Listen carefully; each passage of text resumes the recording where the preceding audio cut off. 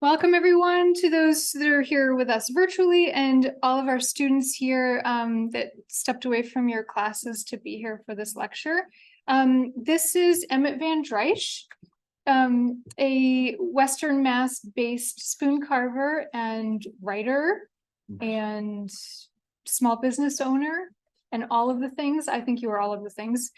And as part of the In the Making exhibition, which is on view downstairs through November 30th, sorry. Emmet Van Driesche is part of that. His spoons are on view for that exhibition, as he was one of our early In the Making guest panelists from a couple of years ago. So I'm turning this over to Emmet, and you all enjoy. Yeah. Thank you guys for having me.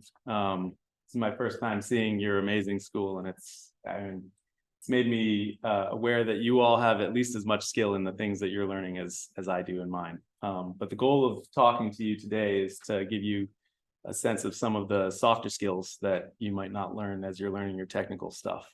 That's gonna at least help you learn from my mistakes and the things that I learned as I figured out how to make a living doing what I do. So I'll talk for a little while, but then I'd love to open it up to questions that you guys have. So I am a professional spoon carver. It's what I do 10 months out of the year. I do it full time. And for the last 6 or 7 years, I've managed to have more work than I can handle. So I learned how to get to that position through a bunch of mistakes.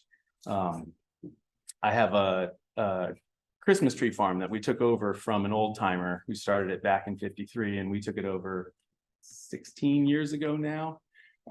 And for me, having that other business that I could do in just a couple months of the year that brought in enough income that it was maybe a third of our income for a while was the thing that made it possible for me to become a spoon carver. When I decided I wanted to carve spoons, I had 3 part-time jobs, the Christmas trees, and 2 other jobs that I called my stool of employment. And if you kicked out any one of those legs, I was going down because we were very poor.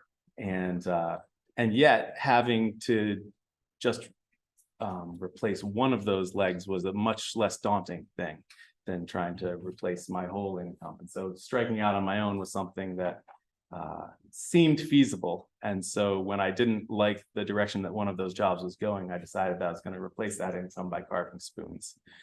And I had been carving spoons for a number of years to sell at the Christmas tree farm, but I'd never tried doing it for more than that. And I was the guy who'd never had a cell phone. Like, I thought I was just going to do my local stuff and work locally and not have technology. And I had been aware enough of the spoon carving scene, such as it was, to realize that Instagram was where I had to be. And so I decided I was going to buy a cell phone, go on Instagram, and then the world was going to recognize my genius and it was all going to work out fine.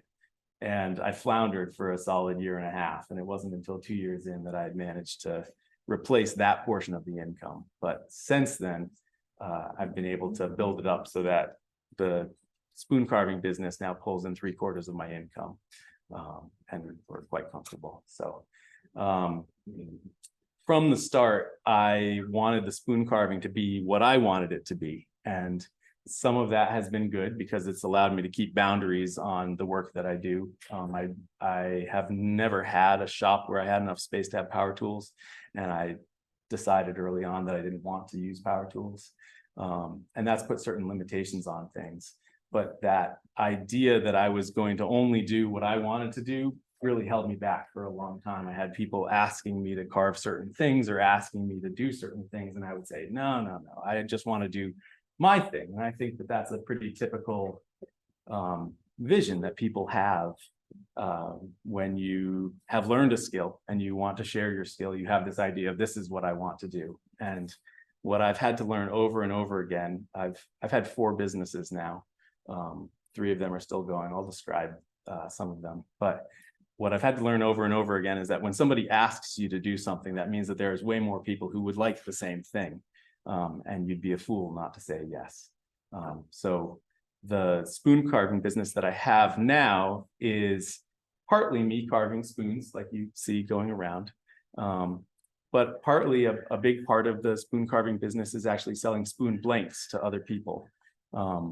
And so people who live in the city, people who live out west, people who are old, people who have an injury, they can't make their own spoon blanks, they don't have access to good quality wood, they'll just buy blanks from me. And that's been a tremendously lucrative part of the business that I didn't think up. It was somebody who was traveling in a van in Utah who reached out and said, hey, if you ever consider selling me some spoon blanks? And I said, oh, okay, if you want that.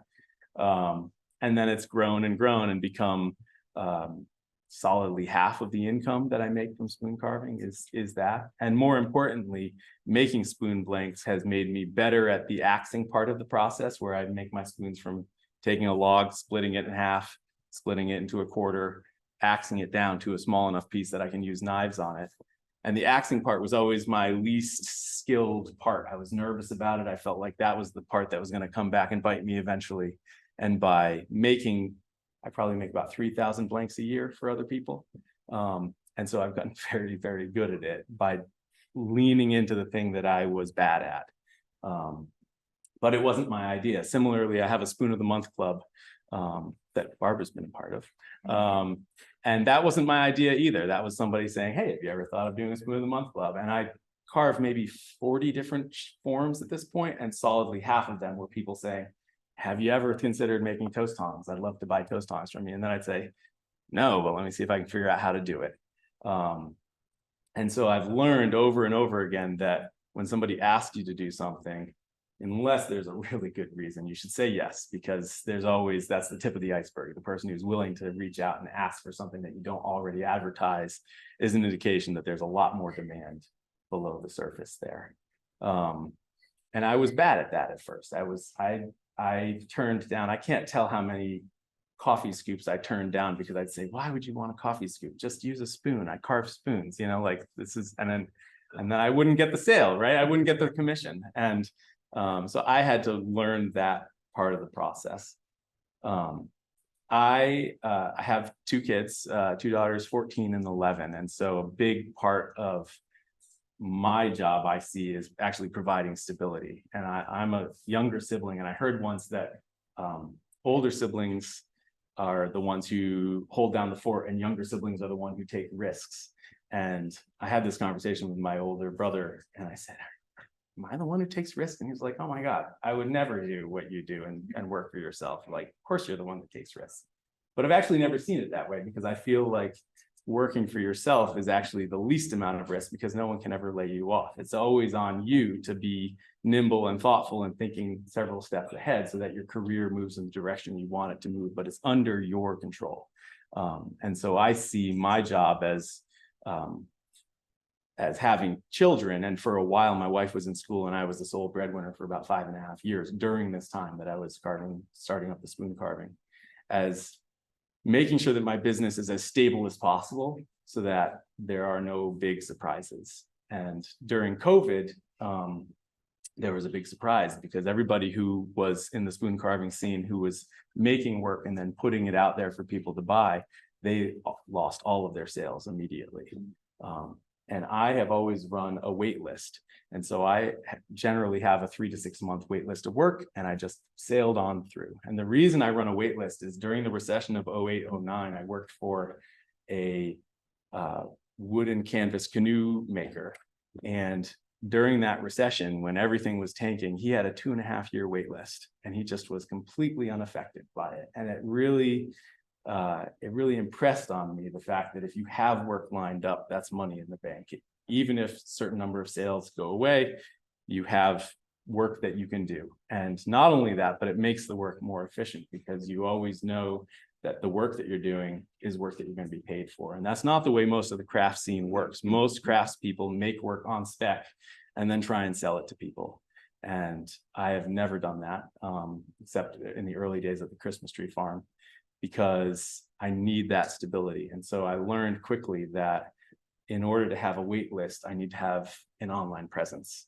And I thought I was going to use Instagram and drum up a bunch of wholesale customers, and it didn't work out that way. Instead, it worked out that I developed a list of people who wanted work, and you just add it on to the end of the list, and you keep it. I keep it in a little day planner, so I roughly know when I'm booking, and everybody knows that I have a lot of work to do, and everyone's happy that I get to it when I get to it. And that has allowed me to do what's probably the most important thing in terms of building my business over time, which is having more work than I can handle means that I get to raise my prices each year. And that keeps me up with inflation, and it actually exceeds inflation year over year. When I started out, I made the mistake of looking at everybody else's prices online and thinking, my work is as good as their work. I should charge what they charge.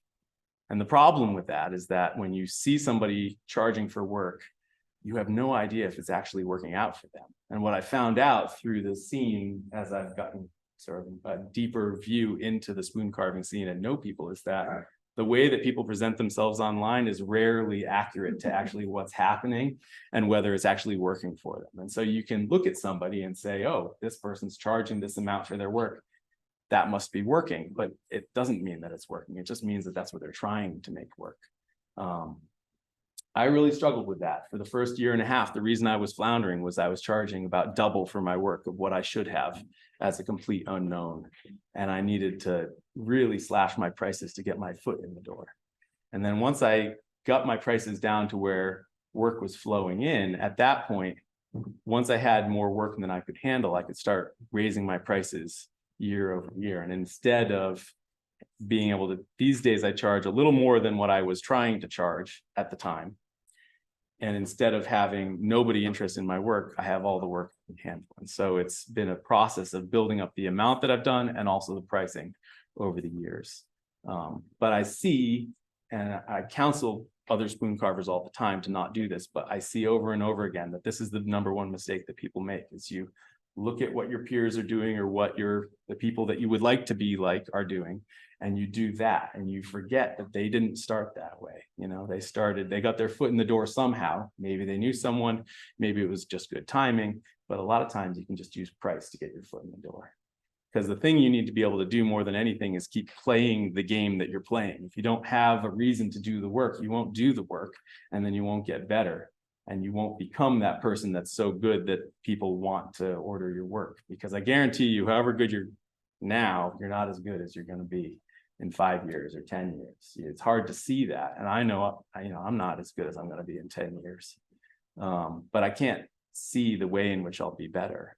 I can just see whether I'm doing as much practice now as I can. So I saw, even if I was making less per spoon, I was giving myself a reason to keep carving. And your enthusiasm, if you don't have that kind of automatic, I have to do this work ticking over in the background, your enthusiasm will run out at some point, and then you'll stop practicing. So for me, it's that having that combination of having a wait list, because I had low enough prices that sales were coming in, and then just continuing to do the work day after day, was what really helped me out. The other thing I did was I started a spoon carving magazine, and I started the spoon carving magazine kind of selfishly, because I wanted to have I wanted to talk to all of the professional spoon carvers. There are a handful of professional spoon carvers who were above me, who had no reason to talk to me because I was new and they didn't know me. And I figured if I had a magazine, then I could say, hey, can I interview you for my magazine and ask you all these technical questions about how's it working for you? Is it working for you? What's been hard? What's worked out? And so the magazine has grown to be more than just those interviews, but having a way of getting the people to talk to you, especially when they don't know you, is really important. And sometimes, some of you are going to be in a field where people are welcoming in that way. But a lot of times in the craft scene, especially where people are trying to be self-employed, a lot of people hold cards close to their chest, and they don't want to let out if they're struggling. They don't want to let on that they're struggling because they feel like that'll reflect poorly on them. And so having a venue where people are able to, you're able to approach people and say, can you talk to me about what's worked, what hasn't worked? And it helps if you can keep it positive, has been tremendously valuable for that. Throughout the process of all of this, I've tried to diversify my income as much as possible. So I have the Christmas tree farm. That's been really helpful to give myself a safety net, essentially. And then I have the spoon carving business, and I have the magazine. And And then I started writing books. So I have a couple books here that I wrote, and honestly, the books were an extension of teaching. So I started teaching, and for a while I explored the possibility of going and teaching at other schools and craft schools around the area. And I found that I didn't like it because there's a lot of travel involved with teaching. And as nice as it is to talk to you guys here today, if you have a home life, you're away from your home. And a lot of times when people want to do craft, they envision, I can be home, I can be there for my family, it's more flexible. And there's a dark side to craft, which is that you're always tempted to say yes to things on the weekend, and then you're gone on the weekends and you're working on the weekdays. And to some extent, you just need that fire in you for a little while to get things off the ground. But that will start to erode the whole reason that you're doing the thing. Do you need to sneeze? Go for it. Just totally go for it. So I tried teaching at other places, and then I decided that I didn't want to do that anymore, and I started making people come to me. And it was tremendously flattering. I had people coming from LA and Saskatchewan and Minnesota and other places from all over the country to come and learn. And I would teach them one-on-one or in small groups at my home. But then when the pandemic hit, I stopped teaching, as everyone did, and I started writing this book instead, as an idea of, well, I don't know what's going to happen, but I can put everything that I learned from teaching into a book for people. And there's nothing quite like teaching to learn that you don't understand something as well as you think you do, because until you try telling it to somebody and realizing that everybody's going to come at it from a different angle, and you need to be able to say it differently to different people, the same thing, for them to understand it, is a very humbling experience to have that.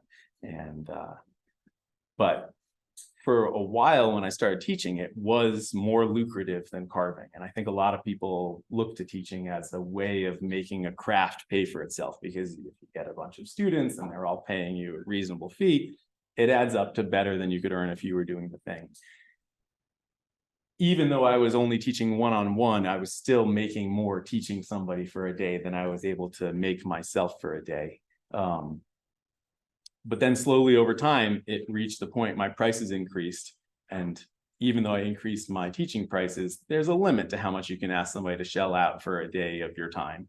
And it reached a point of parity. And now it's at the point where I would be giving up money if I were teaching on any given day. So I think, one of the things that we don't consider is that if you are successful doing your craft, there's going to be windows of opportunity to learn those lessons that you can learn from teaching, and then other windows of opportunity where it makes more sense to do something else. And when you work for yourself, you have to be good at running the numbers and saying, am I giving up money for this opportunity? And there's certain things that I just won't do anymore because it's taking money out of my pocket and therefore my family's pocket to do it.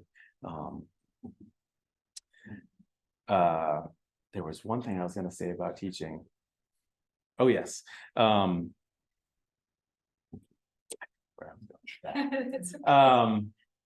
yeah. So the thing that I have found most helpful in terms of keeping track of making sure that I'm earning more each year, because on a daily basis, what I do varies a lot. And especially, with spoons, it's relatively easy because I carve from start to finish, and so I can count up, how many blinks did I make, how many spoons did I make, that's how much money I earned today. Other crafts, there's no way to keep track in that same way. But the thing that I have found most helpful is to have a daily target, and that daily target will increase year over year. So this year, the daily target is $300. Next year will be $350. Year after that will be $400 a day. And when I started the daily target, my daily target was, it was 100 or 120. And you can see, not earning much money early on, but then, here I am 4 years later, and I'm earning 3 times as much from when I started that daily target. And what the daily target does is, on any given day, you might not hit the target, you might blow way past it, but it keeps you pushing on that day, and it keeps you honest about, am I actually putting in the work to make the certain amount that I think I'm going to make?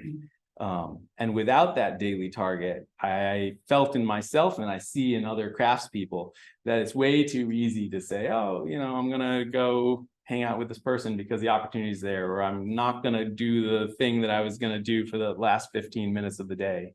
And so it helps me have the discipline that you need when you work by yourself for yourself to say, okay, this is what I'm going to do, and I'm going to do this day, and I'm going to do that day. And it helps me tally up and make sure that by the end of the week, I've earned the amount of money that I think I need to earn at the end of the week. And it also keeps me pushing. I mean, honestly, the thing that is most important is not what the daily goal target is. It's that I know it's going to increase next year. And so what am I going to do if I'm not going to work more hours? Is the price increase enough to get me to my new daily target? I always try and increase the daily target so that just the price increase isn't quite enough to get me there. So that I have to come up with new creative solutions to get me to that target. My daughters are 11 and 14. So I was just telling Kristen that they're at the age where I'm trying to actively claw back time and trade out money for time. So it's not as simple as just saying I'm going to work an extra hour a day, or I'm going to push my body to work faster or harder. Like, I've maxed out those things at this point. And the value of the daily target is that early on, it helps you say, okay, I can see how right now my body, spoon carving is very repetitive. My body can only do this for so many hours a day. In a year, if I take care of myself, I should be able to do it for a little bit longer. Or I might be a little bit faster, but there's such small gains that it's helpful to have the target to keep you pushing, because at a certain point you're going to reach all the time that you can work, and you're going to reach the capacity of what your body can do too. I know for my work, I flirted with carpal tunnel and tendonitis for years, and it wasn't until I started training like an athlete for the thing that I do 3 years ago that I finally got those things under control. But for a long time, I thought, I'll go slow, I'll build up to it.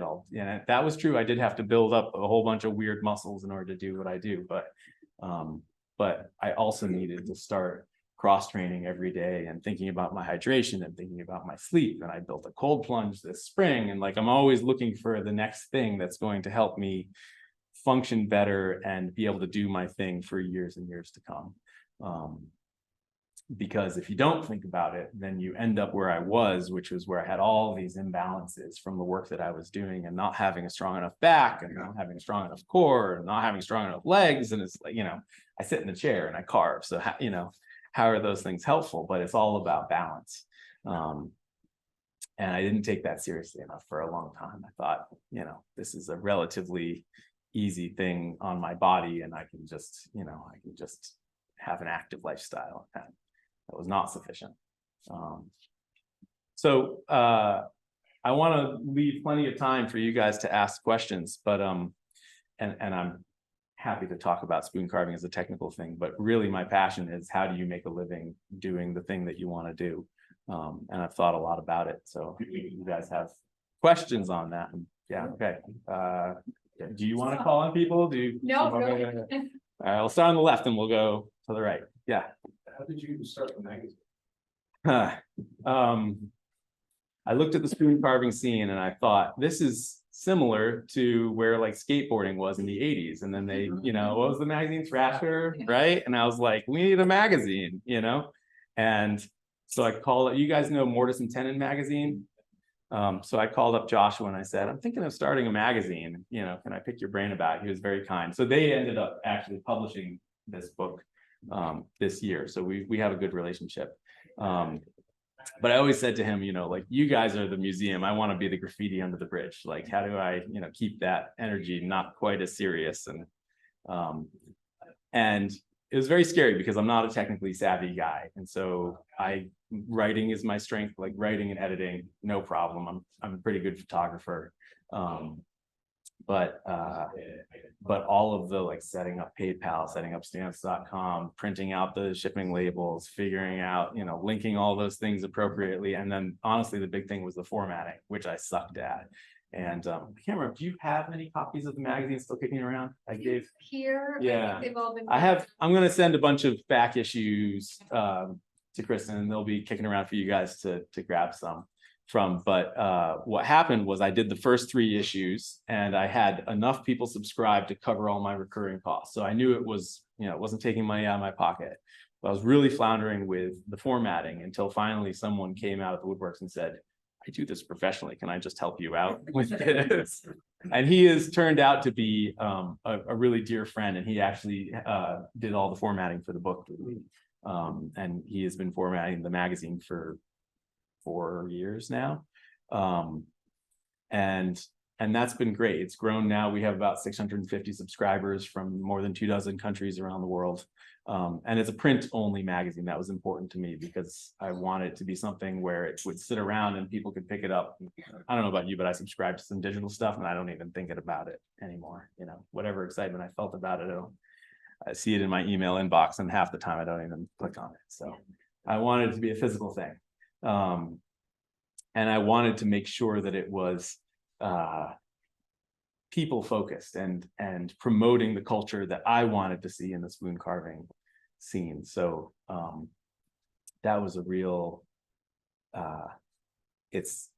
when I look back at it now, we're on issue number 24. So it's quarterly magazine, and like issue number 24, 21, 22, 22 now. Sorry, I'm working in advance. I have multiple ones lined up now. But issue 21 is what's going out right now.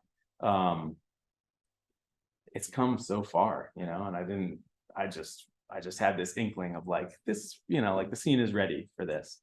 And it's articles.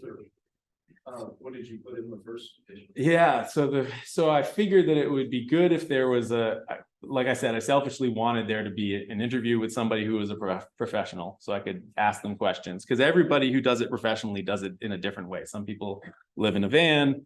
I met a guy last couple of days who travels around in a truck. He's traveling the Trans-American Trail, this like trail takes you on all these back roads across America. But he's a military vet, so he has a pension and he just needs a little bit of money. So he carves spoons, and when the bucket's full, he stops and sells them at some place. And then I talked to this guy in London who has a shop in London, and he does it that way. And people who sell online because they live somewhere rural, and people who only sell in person because they live in a city. It just differs. And then I have some technical articles, one written by me, one written by somebody else, because I'm a very good spoon carver, but I'm not a decorative spoon carver. So there's all this whole wealth of information that other people have, and I wanted to capture it that wasn't being captured in any book anywhere. And then we have an interview with a tool maker, because there's a lot of innovative things happening in spoon carving tool scene. And there's a lot of sort of new tool makers that I want people to know about. And then we have an interview with somebody who's not a professional spoon carver, but just is a cool, talented spoon carver that I want people to know. So tend to have the same slots each time, and then it's just completely different in terms of the subjects and all that each time. So yeah, Can I just first, will you just let our virtual guests know now's the time to ask any questions? Yeah, Or now's the time if you have everybody questions. I'll read them out. Sounds good. Thanks. Yeah. Can you expand on how you set up and structured your waitlist? Yeah, so I try to do as much not on technology as possible, partly because I want to be able to continue to function if something goes wrong with my phone, or I lose my, passwords to somebody, or if it's just like we've lost power for a couple of days, but it's still a nice day, and because I live in rural Massachusetts. So all of my orders come through Instagram on DM or through email. And that's just because I tell people, just hit me up with what you want. And a typical thing would be, hey, Emmet, I'd like to get on your list for something. Here's what I want. Here's my address, or I ask for it. And then I flag that. And every week I go through and I look at everything that's flagged and everything that's starred in my email. And I go through and I enter it into I have a little Moleskine weekly planner, and I literally write out all the information I need. So their name, way to contact them, their address, what they want. And it's all right there because I've learned the hard way that if you don't write out something, somebody could change their handle on Instagram. Somebody, right? It's like you write down the thing thinking this is all I need from them. And then you realize you can't actually even fulfill the order, even though you've done it because they've changed something in the intervening couple of months. And that way, the reason to put it in a weekly planner is I can then block out, okay, this is the time I'm doing the Spoon of the Month Club. This is the time I'm going on vacation. Okay, here's, this third week in January is where I'm booking now. And so it helps me roughly keep track of things. And then on any given day, I can just look at what's the next thing on the list when I do that. And it keeps it really simple. And it also keeps me from having to be on a device as much as possible, which is just nice for me. Yeah. And then related to that, is there a point at which you cut off the wait list and then reopen it, or? Yeah, the tricky thing is because I have the Christmas tree farm in a week and a half, I'll be pivoting to doing the Christmas tree farm for all of November and December. And so I need to make sure that I don't overbook myself, which is easy to do. So what I found is that generally July, I need to start a fresh one of those weekly planners, which works out great because they make ones that are a year and a half. So I can, the way it turns over, and I rewrite everything. And that gives me a clear sense, everything still pending. That gives me a very clear sense, a much tighter sense of like, how much do I still have left? Yeah. And then the nice thing is that when my orders close, usually July or August, and I start booking January, even though orders come in more slowly now because it's such a long wait list that people are, some people are turned off. It's 6 months. And so by the time I hit January, I'll have 2 or 3 months already, usually 3 months already lined up. And then I also have a bunch of recurring orders of people who want spoon blanks, because I have the Spoon of the Month Club. Those are people who want recurring spoons, but I also have recurring subscriptions for spoon blanks, which again was somebody else's idea. They said, hey, it's a pain in the neck to order from you because I never know how far out in advance you're doing. Can I just get a box of blanks every month? And so I said to people, I'll do whatever you want. You want a box of blanks every other month, you want a box of blanks and then a box of billets, more raw wood on every other month.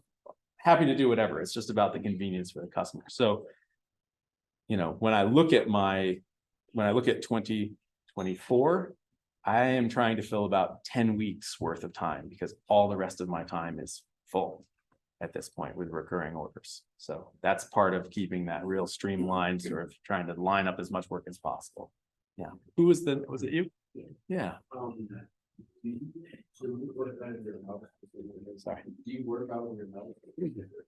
I did originally. Yeah, I worked out of our kitchen. And I'd have people say, how does your wife let you work out of your kitchen? I sweep up really well.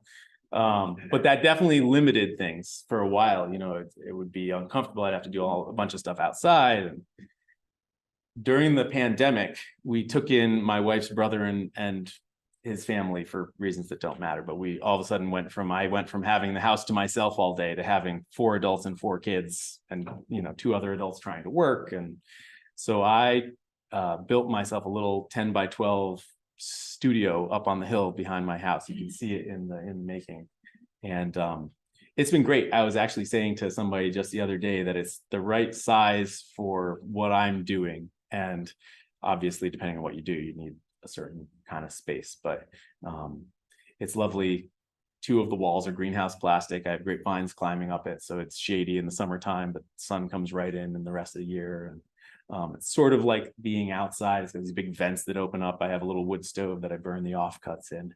And I have to say, being out of the house, like having a dedicated place to do your thing that's not where you're also living is really helpful for just thinking about the business as a business and making like good business decisions. We used to live on the farm, the Christmas tree farm. We rented half of the farmhouse there, and we moved 10 minutes down the road 8 years ago. And it's so much easier to like make clear, financially sane business decisions about the Christmas tree farm not living there. And I sort of, if you can give yourself that little bit of distance, doesn't have to be much. My shop is 150 feet up the slope, but it makes a tremendous difference having that. So yeah. Did you charge over the things before you landed on school? I've tried all sorts of things. I used to bind books.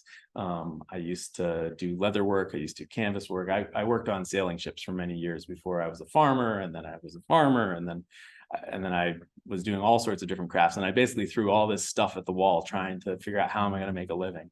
And the spoons is what was selling at the Christmas tree farm, and then the spoons is what I saw a strong community for online. So that's what made me feel like it was a good bet. I will say that the origin of me carving spoons was I was the primary person taking care of our second daughter when she was an infant, and she was at that age where infants need to stick a lot of things into their mouth in order to figure out, what it is, but you need to watch them so that they don't choke to death.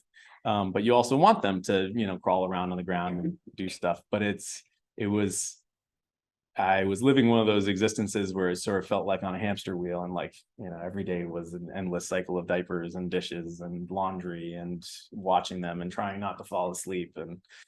And I started carving spoons as a way to pass the time and also earn some money. That's something we could sell at the tree farm. And it quickly became a thing that was good for my mental health to do, because I could put it on the mantelpiece in a jar, and I could look at the growing number of spoons and say, at least I did that. Today I, might have just been a cycle like the rest of the days, but I made that spoon today. And that's what made me fall in love with it. And the reason I carve spoons is the same reason a lot of people carve spoons, is that you can get into it without having to have a workbench, without having to have a space. You have a bag with your tools and that's it. But I think that I could have been happy doing any number of things. It's just, this is what worked out for me and my life. And I think the reason I like the business part of it so much is that I'm aware that the part of me that likes to think about the business end of things is the part that made it succeed, not the part of me that's particularly good at spoon carving. So I'm going to just add a backup question from one of our virtual guests that is along those lines. Do you have enough variability in what you make that the carving of spoons will never get so boring that you quit? Yeah. It certainly helps to have the variety. It helps to have the Christmas tree farm to take a break every year and have 2 months that I do something completely different. I tie 500 wreaths, and I, harvest a couple, maybe close to 1,000 trees, and I'm outside every day, and I'm away from my home in a totally different way. And I get sick of that too. And I'm so happy to come back to the spoon carving at the end of it. But I think it's really helpful that I have, like, a typical day for me would be to make 30 spoon blanks for somebody else, and that'd take 3 hours. And then I'll carve spoons for 4 hours. And the spoons that I carve will differ based on what people have ordered. And then the 1 or 2 weeks a month that I'm doing the Spoon of the Month Club is much more like a focused, almost sort of obsessive repetition of I'm doing the same form over and over and over and over again for somebody. And so I'm pushing my own technical boundaries during those weeks of, can I even do this? Many months I've had no idea if I could even pull it off. So it's a nice mix. If I only did one of those things, and like I thought for a while, the Spoon of the Month Club was growing and growing and growing because the price was pretty reasonable. And I thought, oh no, is this going to take over all of my time? And will I even still like it, or will I burn out? And I was thinking of, how do I depress demand? And I just raised the price. But if I was only doing the Spoon of the Month Club, even though I would get that sort of the technical achievement of, pushing my skill and doing the thing over and over again, and getting to choose the form and trying out new forms, and it changes every month, it would still be much more similar than having this mix where I do some things for some of the weeks and then this other thing for other weeks, and it really balances itself out quite nicely. I will say probably the thing that I burned out the most on was teaching, because teaching was there was a lot of sort of repetition to teaching in a way that was hard to be in a flow state myself, because I had to be focused on the other person and what they needed. If I were to teach again in person, I think the thing that is most fun is when you have somebody who comes to you with a little bit of experience, and you basically say to them, what do you want to learn? You know, like, I had a number of those where somebody would come in and say, I only want to work on my axe work, or I only want to work on my sharpening, or and then you can really get into the thing with them. But I think when people are chasing the money, sometimes you make compromises that lead you to burnout, because the money's sort of too good to say no to, and then you end up doing too much of one thing. So that's the point. Yeah. I'm sorry, I know there are other questions. Yeah. I just wanted detour us into business plans. Sure. We've spoken before about how you have tried and failed with Yep. business plans. Yep. And the way you speak about your business now is you have it broken down to, you know, what you have to make each day. Mhm. Is that the best? Is that how you arrived at the business plan that works for you? Yeah. I've written some business plans for the Christmas tree farm when we took it over for an editing business that I had, and I never followed them. And the ways that those businesses worked out was never what I anticipated it was going to be. The way that spoon carving worked out was not the way I thought it was going to work out. And so I'm leery of business plans now. I hope I don't get anybody in trouble, but So always created your own formula. that Yeah. works for you. if I was starting a new venture today, I would make sure I had a safety net under me, so I wasn't, just sort of risking everything on a hunch that it was going to work out. And then what the safety net allows you to do is have it take way longer than you think it's going to take, because it always, in all of the businesses I've started, I thought it was going to be like, 6 months, everything is going to have been worked out, and it was years. In every single instance, it was years, 2 to 5 years before things really started to work out. And it's hard to think in that time frame because a lot of your education is really compressed, right? And so you learn a lot of stuff in a short period of time.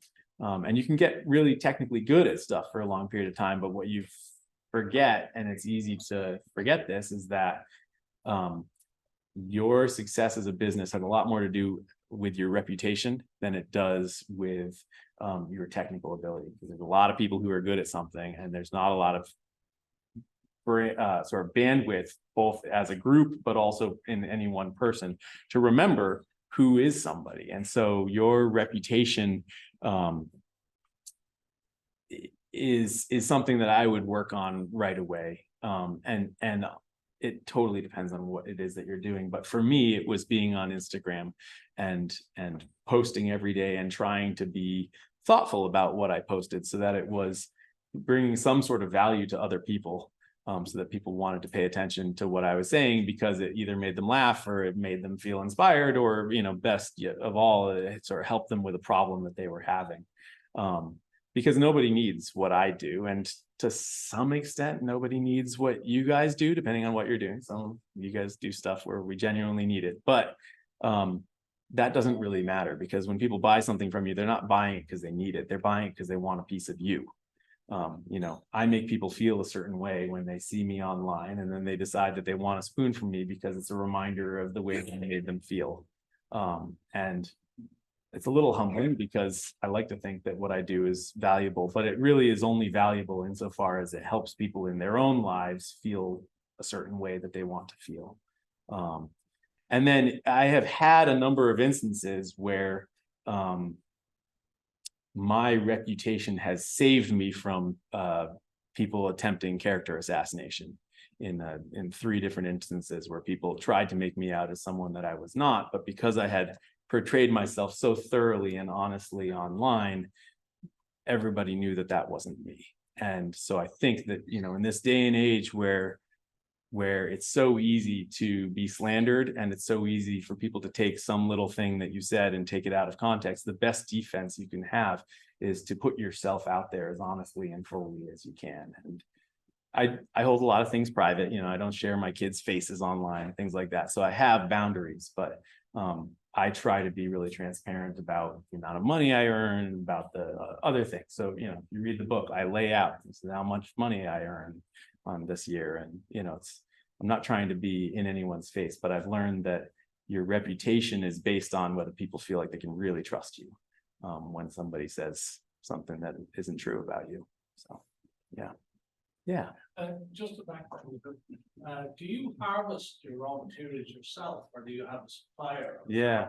I started out scrounging for wood on the side of the road. Where I live in Western Mass, there's a lot of wood that gets left on the side of the road on these really rural stretches where there's no houses for a half a mile and the tree crew is clearing out the power lines. And so I started just taking wood like that. And I had some wood from my Christmas tree farm. But then this last year, I finally got to the point where I realized, okay, I'm spending a lot of time trying to find the right quality of wood because I'm very picky about the wood that I harvest, that I use. And I said, I bet it's just worth it for me to buy a load of logs from the guy we buy our firewood from. So I went to him and I said, can you save me any cherry logs that you happen to take down? And also, maybe a third of the load could be white birch as well. So this year, I bought $750 worth of logs. It'll be basically a year's worth of stuff. And financially, that's like really good in terms of the amount of time I would have spent trying to get it, wood of that quality. So all of my businesses have always run really lean. And I think it's good to try and keep your costs down any way you can when you're starting out and you don't necessarily know what you want. But then at a certain point, you do need to take a leap into spending money, not to earn money, but spending money because you're actually taking money out of your pocket if you don't spend the money, right? So, yeah. Can you speak to some of the personal habits, organization, or discipline? Sure. Yeah. Working on? Sure. Yeah. I'm a pretty disciplined person. I used to be the kind of person where I felt like if I had to have a to-do list, then I had too many things going on in my life. And I didn't want to have a to-do list in the same way I didn't want to have a cell phone. These days, I keep a clipboard with just a bunch of computer paper on it. And the most helpful thing that I found is that I write out what I'm supposed to be doing on a given day, and then I'll write out what I'm supposed to be doing for the next 5 or 6 days. And in any given day, if plans get all jumbled up and changed, I will rewrite the entire thing. And that takes me a couple minutes to do, but it's the most helpful thing to clear my mind. Because as soon as you have a to-do list, my wife keeps her to-do list like in a day planner, and I could never do that because as soon as it gets all tangled up, then it's like everything's scratched out. You're trying to rewrite things, and there's something about rewriting on a fresh sheet of paper, starting from now. Whatever happened is before now is in the past. Like, this is our reality here. I just had this car accident, or I was just called in to pick up my kid from school. Guess I can't do the things that I was going to do. What do I need to do from here on out? And just having a really simple system where I can both see very clearly what I need to do now, but it also means that in any given day, by the time I reach that day, I've written down my intentions for that day 5 or 6 times at least. If I've only written it down at the end of each day when I rewrite the to-do list for the next day, by the time I get to that day that used to be a week out, I've written that intention 6 times. So I've seen it coming in slow motion. It's like that. I have a favorite cartoon, which is Gary Larson, The Far Side. You guys know this cartoon, right? So there's this hilarious one that I just always loved as a kid, where a brontosaurus is in the distance and it's slowly getting closer and closer. And there's only one tree in the foreground, and it slowly just like inevitably hits the tree. And that's what I feel like all the things are in my week. They're coming towards me, and I can see them coming towards me slow enough motion that I'm not surprised. And there's all this internal organization that happens by the time the thing arrives. I've been thinking about it subconsciously. I've been sort of slowly making sure that all the pieces are in place for it. Sometimes I forget to order supplies, and it'll remind me, oh, I got to order this thing now, so I'm ready to do this thing later on in the week. And then it's also helped me keep promises to myself. So when I was trying to improve my physical fitness and start training like an athlete, I still write down, is it a legs day? Is it a core day? Is it a day that I do daily exercises, but not those other things? Am I trying to build a new habit, like take supplements or, do electrolytes? I'll write it on the thing, and then it's on the list, and then I kind of have to do it. It helps on days when you really don't want to do the thing, because now if it's on the list and I don't do it, it really drives me crazy. So it's almost easier to do the thing that I wrote out than to just cross it out. It just drives me crazy. Yeah. Have you already, or are you intent on scaling your business to the point where you have like employees working? Yeah. I tried that with the Christmas tree farm, and I found I didn't like it. I might at some point in the future. One of the joys of working by yourself for yourself is that you can be incredibly flexible. And that's important when you have kids, but it's also just nice when you don't have kids. certainly when I had employees at the Christmas tree farm, I found that there was an increase in pressure because I felt like a certain extra amount of business had to come in order for me to justify paying them. And there was such a hassle with the insurance and the unemployment and all the stuff that it was great when I had somebody that I really enjoyed working with. But then I had a year where I had somebody that I really didn't enjoy working with, and it was awful. And I was so relieved to just go back to working by myself. That said, it's really fun to collaborate with people. And so these days, what I look for more is like people like my friend who does my formatting for me. Collaborating with him has been a real joy. It's brought a lot to my life, but it's much more fluid. So that's also pushed me, you know, there's certain ways that you would scale up if you want to employ somebody. You scale up in a different way and your income increases in a different sort of way. And I think for certain trades or certain crafts, those opportunities are more obvious. For spoon carving, I've had a number of people who want to apprentice with me, and even if they were bringing value to the business, I just want to have that flexibility. It's not even about interacting with people, the same person every day. It's just the ability to say, you know, it's a gorgeous walk and I'm walking the dogs with my friend, and it doesn't matter when I get back from walking the dog, you know, as long as I hit my daily target, I'm good, you know. Awesome. Yeah. So you track your inputs. Yeah. How do you track your output? Yeah. So a lot of that stuff gets tracked as part of the bookkeeping process. So when I started out, one of the big things that I couldn't figure out was how do you figure out how much to charge for shipping? Because all of my work gets shipped around the world, and I live in a rural place. I don't want to sell in person, but I live a quarter mile from a post office, and it's a really tiny post office that never has a line. It's super easy, right? So, but how do I know what to charge? And I realized that I shouldn't try to figure out what to charge, because every order is different, and sometimes it's below a weight threshold and it comes out to be, you know, 5 something. But if it goes over the weight threshold, then I just don't know. So what I figured out was that I should always ship people's work and then send them the total and say, your stuff is in the mail, send me a check for this amount. And what I found is that people find it so refreshing to have that level of trust in the world, that the very few times I've been burned, people have sent me, you know, the joy that people have sent me and the gifts that people have sent me and the goodwill and the karma coming my way has vastly outweighed the few times that people have stiffed me. And even, you know, when I think somebody stiffed me, like more often than not, it's like, oh, I got into a car accident, I've been paying medical bills and I'm so sorry, and here's your money, you know, 6 months late. And I would much rather have that be the karmic load of the thing, is me putting the work out into the world and then work coming in. So, and then the reason for checks is that because I don't have everything, you know, streamlined into one bookkeeping program, we use QuickBooks for our Christmas tree farm. So we're using QuickBooks for the carving business as well. It is to enter a batch of checks is one transaction. Whereas if I created, so for international transactions, I use Square. And for every Square order, not only does that become its own transaction within QuickBooks, but then I also need to go through and balance out Square every month, and I need to, it makes it a lot more complicated. And so I think you either have to choose, if you were going to do Square, and I think it totally depends. Like I send out dozens of things each week.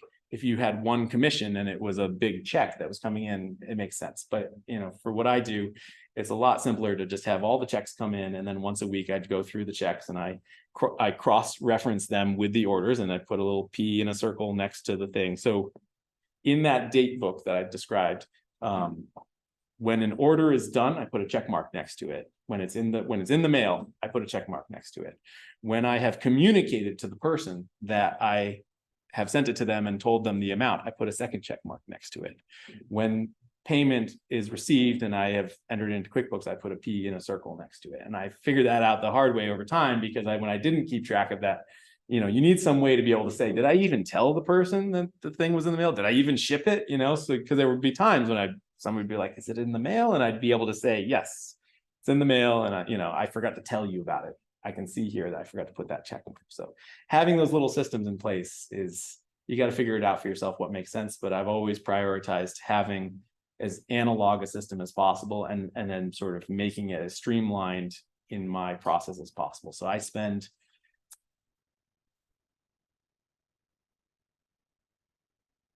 for the bookkeeping, I spend 15 minutes a week on the computer, entering the checks, and that's it, and then once a month I reconcile all of my bank accounts. That's all I do for that. When juggling multiple businesses, Yeah. multiple branches of a business, Yeah. do you have recommendations on how not to get that muddy?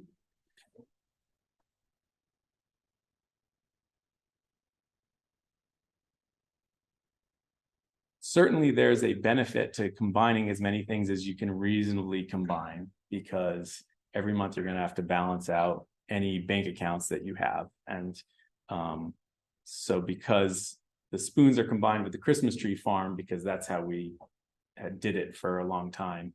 But then the magazine is its own set of bank accounts. And that felt important because there's different cash flows for those two businesses. And it's really helpful. The magazine has these big chunks of cash that need to go out at certain times when I pay, thousands of dollars to get everything mailed and thousands of dollars to get everything printed. And it's helpful to have that cash flow be separate from the cash flow of the other business, where it's sort of smaller amounts of money, but much more regularly. And I would run the risk of overdrafting the account. That said, I also really like having multiple accounts, because as a self-employed person, it really helps to have accounts that you kind of have forgotten about for a number of weeks. And then, you're like, I've run out of money. And then you're like, oh, wait, I have this other account and it's got a whole bunch of money in it because I haven't been paying attention to it. And again, the diversity of having a business where checks have to come in the mail is having then the diversity of the spoon carving business, where it's just a recurring PayPal subscription and like that money is just coming in, and then I just have to make sure the magazine goes out. That diversity is really helpful and has been helpful in a number of situations. Also having a business, and I don't know what it would be for craft, but for me, it's the Christmas tree farm. Having a business where a big chunk of change comes in at one time of year is really helpful, because it allows me to set aside big amounts of cash for, buying a new truck, or, saving for it. Like I save for retirement by setting aside a steady amount each month, but just having that flexibility of having a big chunk of change and you can just decide to not spend it is really helpful. And I don't have much experience with having to save by setting aside a small amount each month, except for my retirement. And I would find it very stressful to do some of the bigger things in life without that. Yeah. You decide to establish your businesses as LLCs or sole proprietorships? They're both sole proprietorships. Actually, the magazine was established as a partnership with a guy, because a friend of mine who I was not confident enough to start it by myself. And I thought, it's a better story if I'm starting it with a friend, we're doing this together. And I would not recommend that in the future. We're still friends, but it's just it's kind of a nightmare to untangle a partnership. I would start anything you start as a sole proprietorship and then bump it up to an LLC if you feel like you need to. Hold on, there was something about that though. There's insurance, that's fine. Yep. And my insurance, I don't have a great answer about insurance for people, because of the liability from the Christmas tree farm is so great that it's hard for me to get a read on how much insurance would cost just for my craft thing. I think it would be, much more reasonable. I'm sending people up on a slope with saws and clippers and, so I pay a lot of insurance each year for that. But, hold on, there was something about it'll come to me. We're gonna have one last question for our virtual guests, and then once we end this, Emmett's here, we can ask more questions. Yeah, happy to talk as long as people want. But one more question from virtual guests. Well, it's a two-part. What's your most effective tool that you use in your practice? And the second part is advice for someone without access to tools for spoon carving. Yeah, so this is gonna be really unpopular, but my most effective tool is my camera and my phone. I think that the value you get from being able to take photographs and getting the habit of taking, you know, beautiful candid process photography of your work, and sharing your life is more valuable than any one tool that you have. When I started out, I was poor enough that I could barely afford a $30 Mora knife. And I certainly couldn't afford a hook knife, and I was using a hatchet that we had for, you know, splitting kindling. In my book, I lay out what I would do if I was going to start on a shoestring budget, and, you know, which tools I would buy if I was trying to spend $150 to get myself the tools I need. I feel like you either go that route or you go the route of you buy the best that you possibly can. I think a lot of people get stuck in the middle where, and I certainly did for a while, where you buy the tool you feel like you can afford that's pretty good. It's not the top of the line, but it's, you know, it's better than buying the cheapo one. And then you tell yourself, well, I already spent all this money, you know, it's harder to justify buying the really good thing later on because you feel like you've already spent a bunch of money and, you know, it hasn't necessarily started paying out yet. So I would always start something as lean as possible and buy as few tools as possible. And then when it is time, when you do have money to buy the absolute best that you can buy the absolute best, but don't buy it until then. Like buy the cheapest thing. I was going to buy a Tormek, like a you know, a grinding wheel. And I thought to myself, like, what's the story if I buy a Tormek? Like everybody already knows that Tormek is top of the line tool. Like, you know, if I buy a Tormek and I say to, you know, my audience, hey, I bought a Tormek and it's great. Like, I'm not telling anybody anything that they don't already know.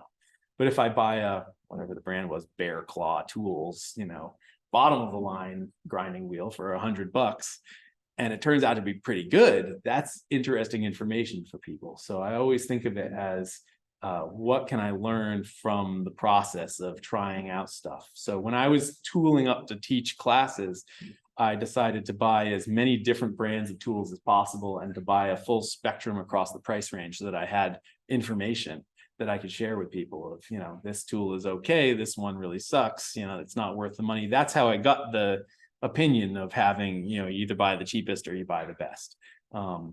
But I had to sort of buy all of them in order to have that opinion be backed up by anything. So these days, I tend to spend $1,000 a year roughly buying 5 or 6 tools from people to try and stay on top of who the tool makers are and whether their stuff is any good. And I don't do tool reviews because I don't like to be negative about people. If I have a bad experience with somebody, I just won't recommend them.